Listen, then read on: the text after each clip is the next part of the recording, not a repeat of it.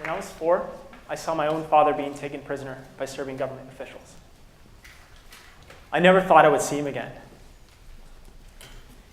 In 1998, the territory was embroiled in war.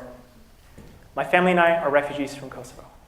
The Serbian government at the time attempted to enact a policy of genocide. They attempted to forcibly remove all ethnic Albanians from the territory.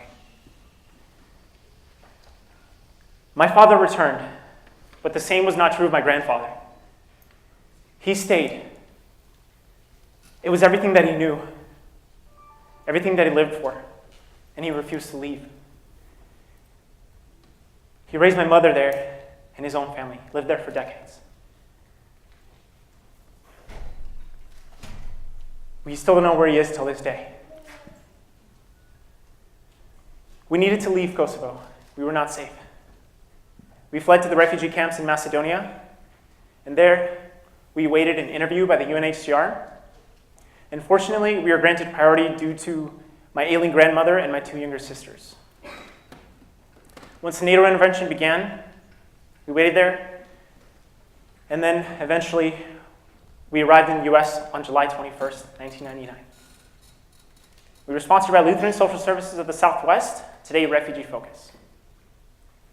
We were able to find sanctuary here, a place to be safe, a place to live, a place to work. I'm able to pursue my education here at ASU.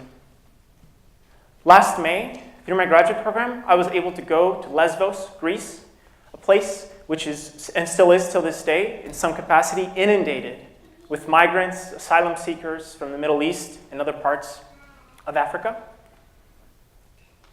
I saw, with my own 2 eyes, those discarded lifeboats strewn about the coast of Molivos in the northern half of Lesbos. I saw firsthand those makeshift provisions provided by humanitarian entities to help those arriving by shore. I was able to work directly with these asylum seekers for 2 weeks, and I gained a profound sense of truth. These people were not to be feared. These people sought nothing different from those that I had worked with at my internships at the IRC last spring, at Refugee Focus today.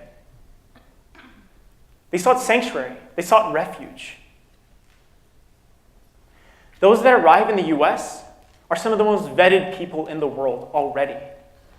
They face background checks in the form of all of the intelligence agencies, the major ones, all of the major departments of state, Homeland Security, Health and Human Services. This process can take up to years, and many spend their lives waiting in camps before they are admitted. If they make any mistake whatsoever in this process, any red flags, they're denied. Less than 1% of the world's refugee population is resettled in the US.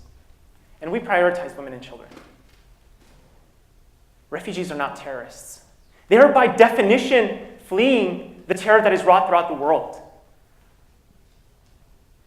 The persecution, the violence. Refugees are not terrorists. We are not monolithic. We do not all come from the same place. We do not all share the same faith, the same background. Yet we seek refuge.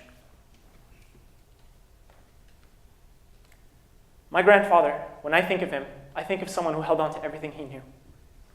Imagine having to make this decision in your life, to leave your family just to be safe, to leave everything. My sister and I, we were very young when this happened. When we first heard of the Muslim ban that took place, we needed to stand up. We needed to protest.